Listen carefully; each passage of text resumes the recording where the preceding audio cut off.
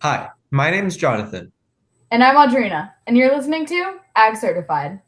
Today, we have the privilege of speaking with the Dean of the Don B. Huntley College of Agriculture at Cal Poly Pomona, a public polytechnic university within the California State University system, Mr. Ethan Orr. Well, how are you this morning? I'm doing great. I'm doing really well. It's been Awesome, that's a great. busy but a good week. So Yeah, Yeah. we had that's our always our, good. our animal units. We got all the students involved in shearing the sheep and doing all the stuff they need to do in the summer. So, anytime you get to do that, it's kind of a fun morning. So Mhm. For sure. yeah. Um, so one of our intro questions, just kind of to get to know you better, what Mhm. inspired you to pursue a career in agricultural education? The people. I actually grew up in the suburbs of Tucson, so I wasn't privileged with an ag background. And then I was trained to be a city manager. I served in the Arizona State Legislature and came over when I lost in 14 and did government relations for the University of Arizona.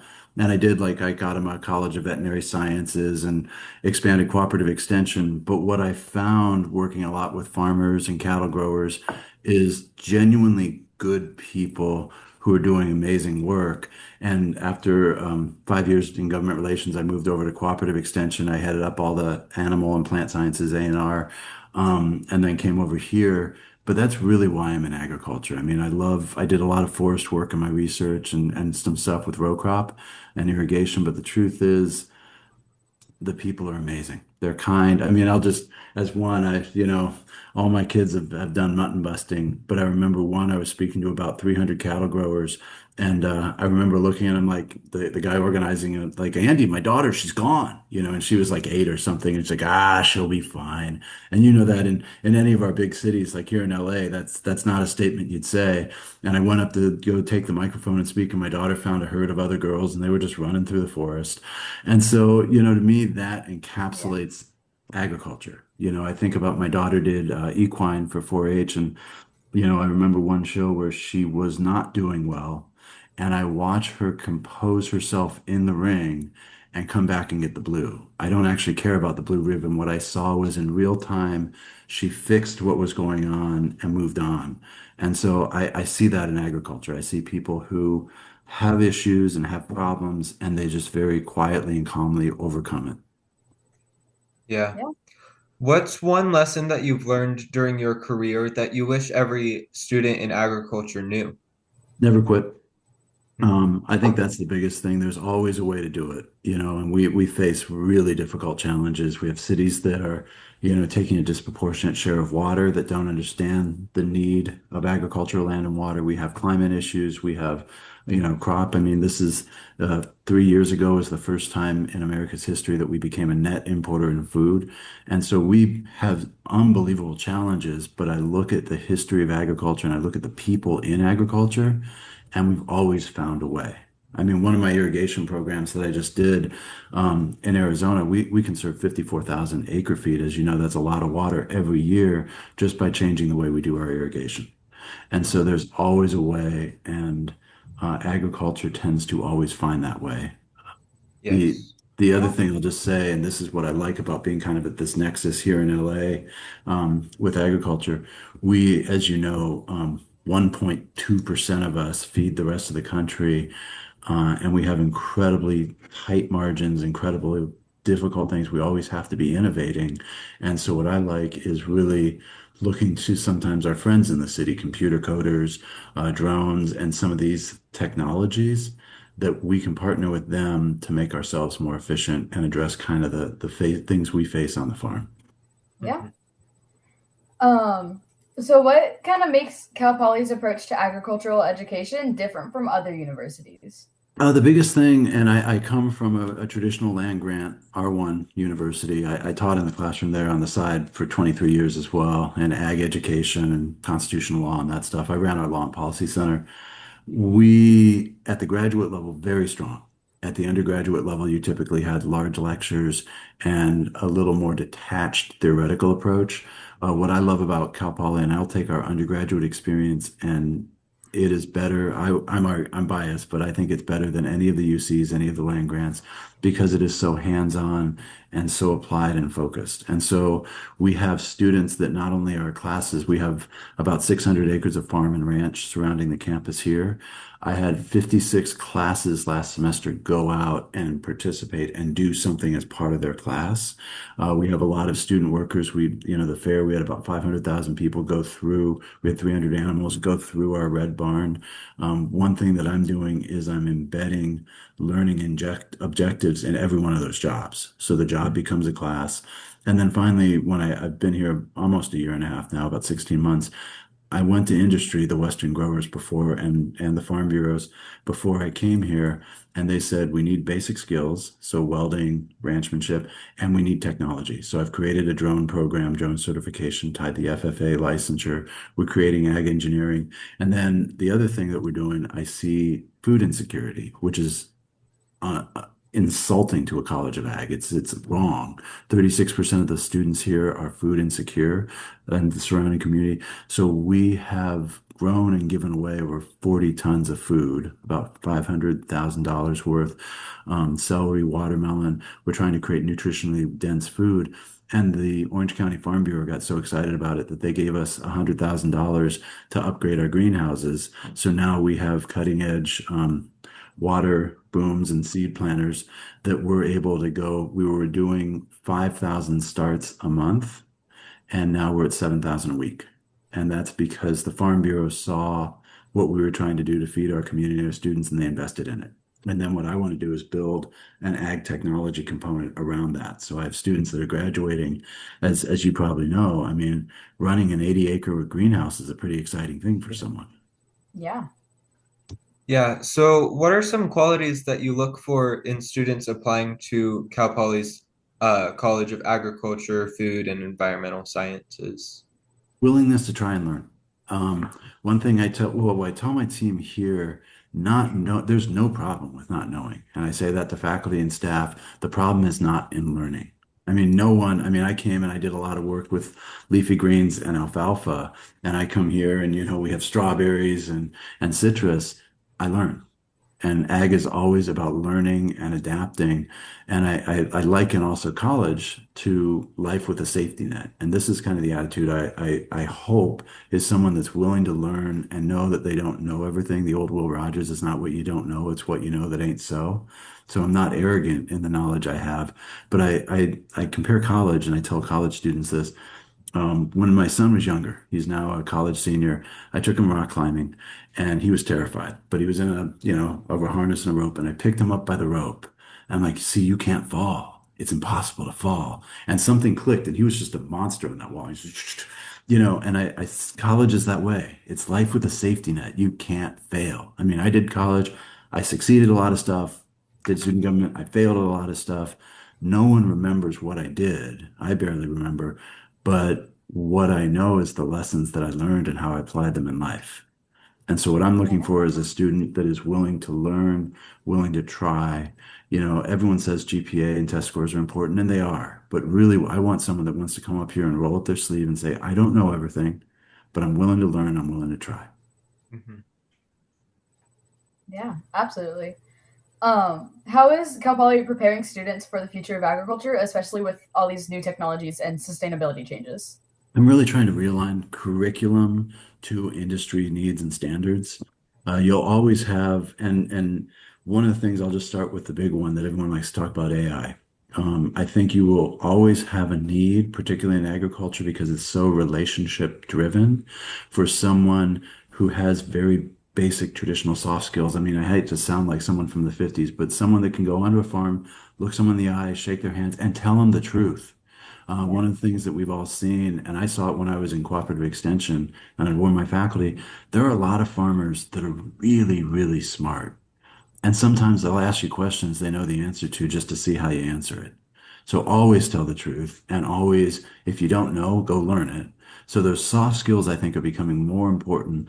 And then the other thing that's so important with AI is being able to make it a partner and know the right questions, but also have a sense of truth coming out of it.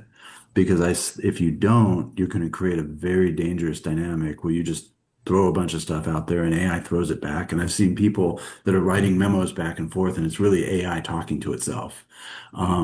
And if you don't know that this is not right, you're going to very confidently do the wrong thing. So I think that's fundamentally important. And then I think the other thing, and if you look at the history of agriculture, I mentioned the 1.2% of us that feed everyone. You go back to the 1900s, early 1900s, that was 90%. I think that is a phenomenal thing because we are always finding ways to do more with less.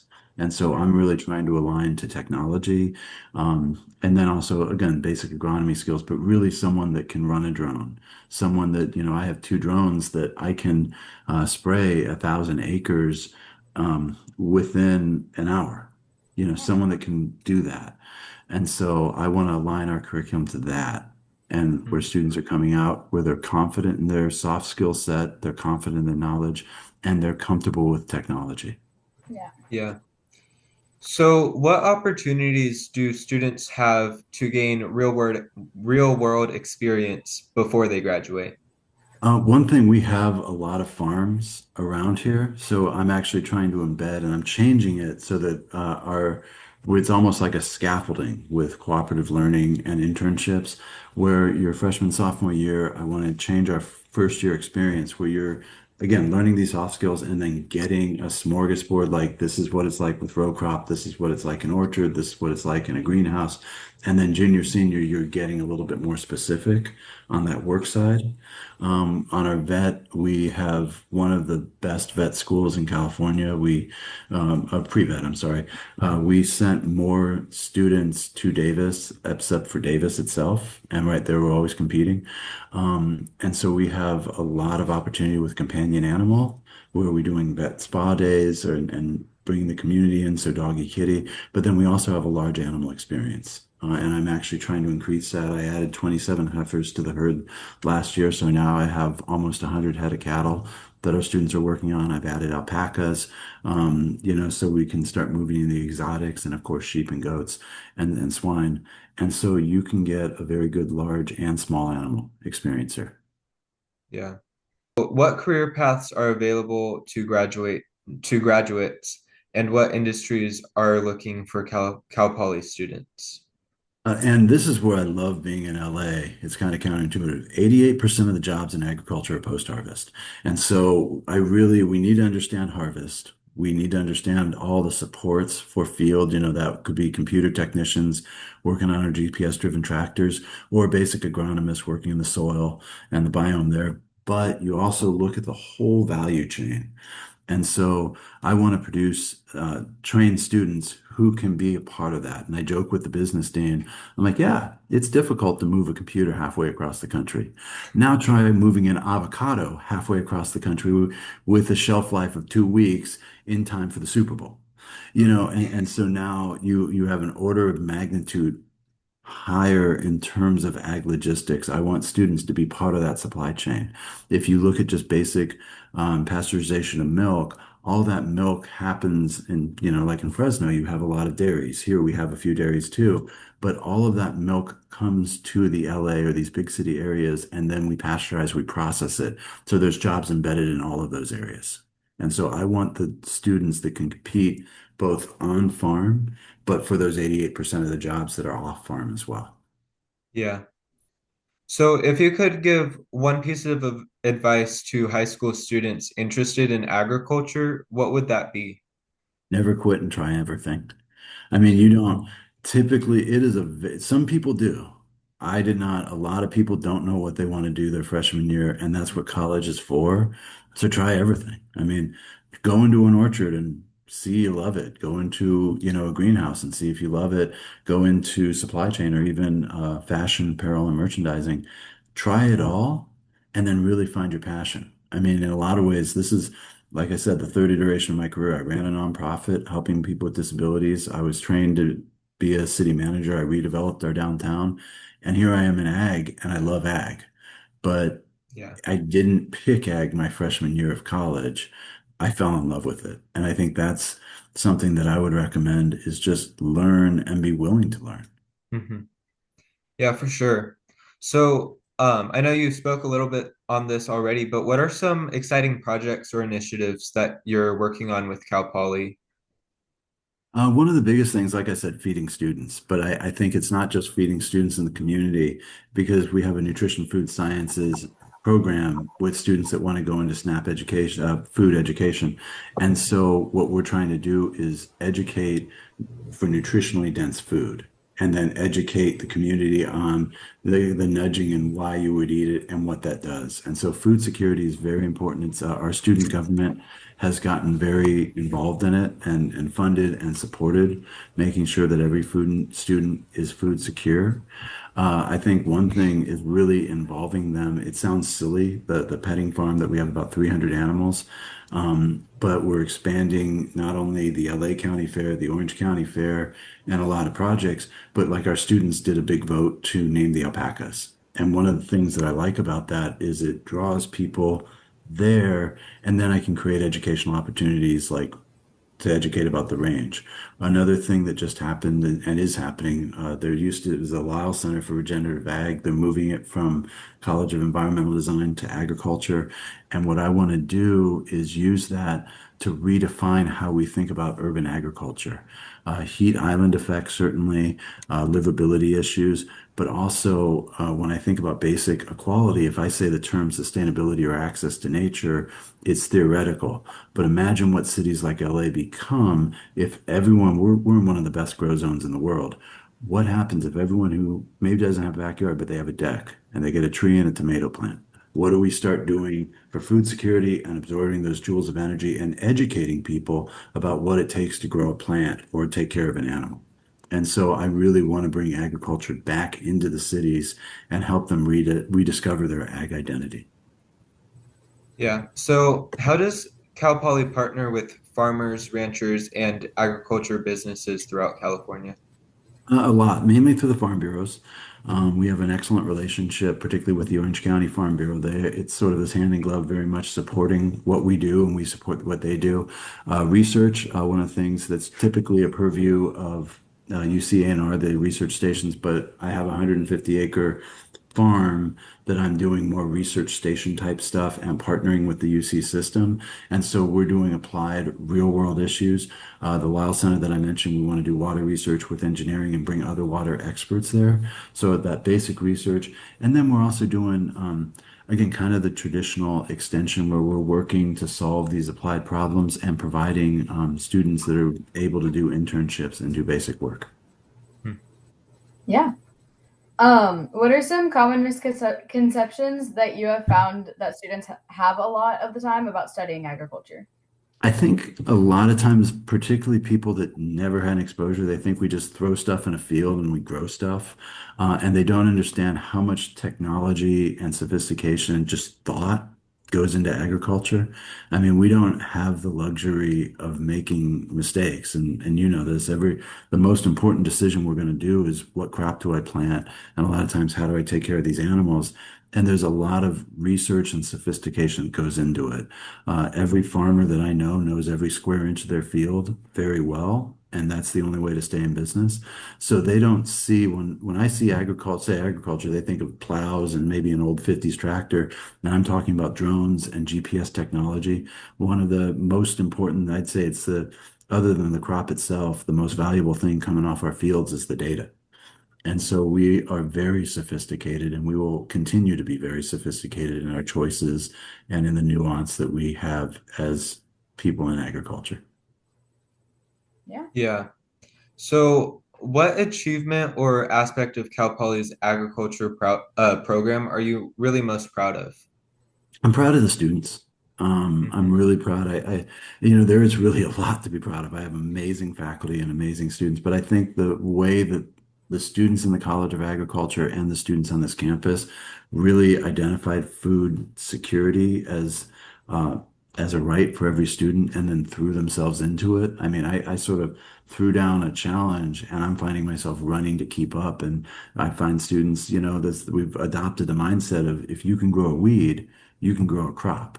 So why aren't we growing on all these different areas around campus to support people and then give them the opportunity to help raise and harvest their own food a little bit too?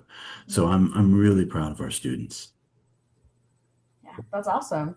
What advice would you give students who want to stand out in the admissions process? I'm sorry. Who want to stand out in the admissions process? Um, and to be in the admissions process? Like when they apply, like what? Oh, absolutely. I research the school's call if you a letter of recommendation is very important. And really, as Jonathan and I were talking about, what we're looking for is students who are willing to learn and show that basic grit. Obviously, everyone says GPA and test scores.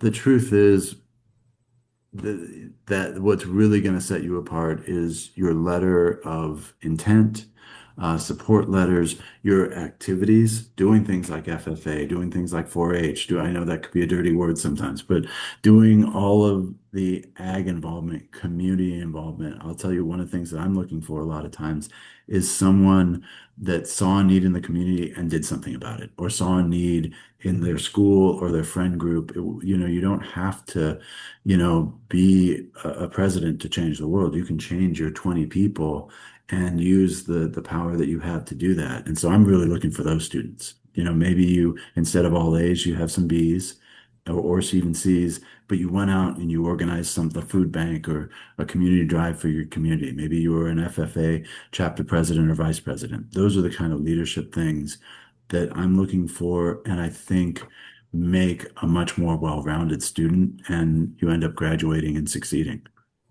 Yeah. So, are there any classes or extracurricular activities you really recommend high school students to pursue? Well, certainly FFA. In high Yeah. school, we're talking, right? Certainly FFA, but really what you love. I mean, I did when I was in high school, I did everything, student council, sports. I loved it, but really do things that you enjoy. The other thing that I would recommend is don't do things for the resume. I've seen people that come with like 20 clubs, and you look at it and you're like, did you do anything besides show up at the meeting? I think it's much better to have three or four and then have really done something in depth, like a club Mm, officer, or that you could say if someone's asked you and said, "What did you do?" Or you have to write it down. You're like, "Well, I did this. I organized this community drive, or I organized the students to do this." So I think the way that students can differentiate themselves isn't necessarily with a title and a club, but with an activity and an achievement. yeah. Yeah. All right. I think that is all the questions we have for you today. Yeah. Thank you Well, very much. We appreciate you taking the time to talk with us. Is there anything else that you would like to share with us or our viewers before we close? I really appreciate your time and I appreciate you doing this. I just want to say, really, and everyone, your listeners, and you already know this, but agriculture I've found is the most incredible career. It's the most incredible field. And wherever you find yourself in it, whether it's a buyer for a grocery store, a seller, someone on the farm, it is the people, but also what we get to do. I mean, when I did range work, I got to go work in the forest and I was pretty happy doing it. So it is an amazing field with amazing people that you really are feeding and changing the planet. And so never underestimate what ag is. Yeah. Absolutely. Yeah. Thank Okay. you so much. I Yeah, appreciate it. Thank you for your time. thank Yeah. you. You too. My name's Audrina, And I'm Jonathan, and you've been listening to Ag Certified.